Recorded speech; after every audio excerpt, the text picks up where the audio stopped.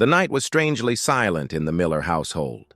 The clock read 12:15 a.m., and in the absolute silence, Charlie, the family dog, was restless. His eyes were locked on Oliver's crib, and he felt something no human could perceive. He paced around the house, his steps quick, fixed on the crib. Something was wrong. But what? He couldn't explain it. Charlie couldn't stop walking around the house, as if an invisible force was calling him, but no one else knew what was happening. He was being pulled toward something he couldn't understand. His eyes remained fixed on Oliver's crib, and his breathing grew heavier, as if he were trying to make sense of what was troubling him. But he couldn't leave. Something was about to happen, and he could feel it. The next morning, Grace woke up groggy. Something was terribly wrong. When she entered Oliver's room, panic overwhelmed her. The baby's fever was alarming, his face red and sweaty, and his breathing was completely out of control. Fear consumed her, but then something inexplicable made her glance at Charlie. He was standing there next to the crib, his eyes locked on Oliver as if trying to warn her. What was happening? Why did he seem to know what no one else did? And in that instant, Grace knew exactly what to do. "Tom, we need to go to the hospital now!" she shouted urgently. Within seconds, they were out the door, driving frantically, but Charlie wasn't at peace. He ran to the door, barking and scratching, as if begging to go with them. Fear grew inside Grace, but she didn't hesitate. "We can't turn back. We have to trust," she thought, speeding up. The diagnosis at the hospital was quick and straightforward: a dangerous fever, which could have caused serious complications if they hadn't acted fast. The relief was immense, but something still didn't feel right. Something inside Grace felt uneasy. Charlie was still by Oliver's side, and his presence seemed more crucial than ever. What did he know? What was he feeling? Why was he so determined to stay by Oliver, as if he were guarding him? The feeling that something was still wrong didn't go away.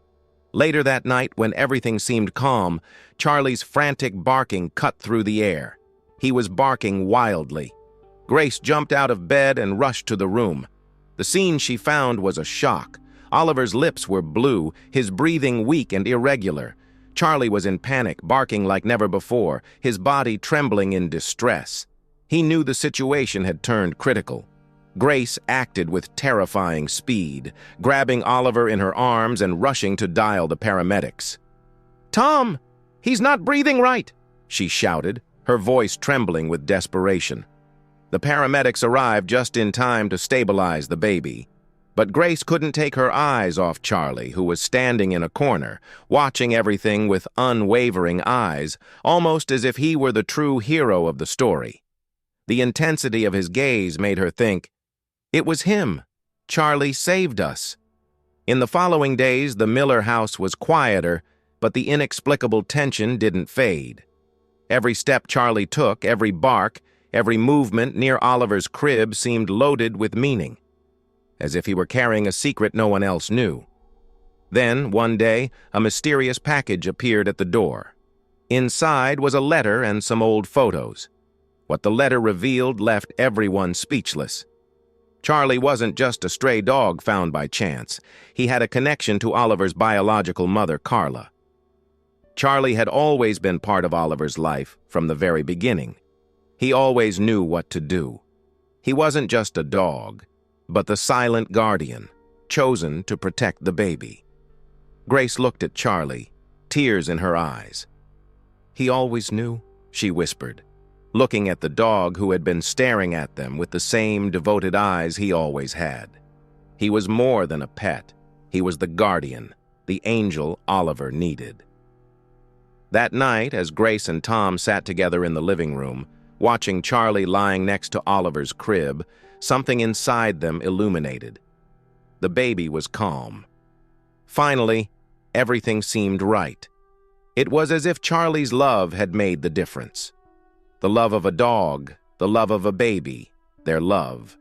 The love that held everything together. Charlie stood up, looked at Grace with his calm eyes, and then lay back down next to Oliver, as if he were the final piece needed to complete the puzzle. the miracle was there, not in invisible forces, but in the love that Charlie, Oliver, and the whole family shared. Because in the end, miracles aren't made by forces we can't see. They happen when love becomes the most powerful force that exists. If this story touched your heart, leave a comment below and tell us, have you ever experienced a love so deep that it made you believe in miracles? Subscribe to the channel for more stories like this and share your thoughts. The power of love can create miracles, and we'd love to hear what you think about that.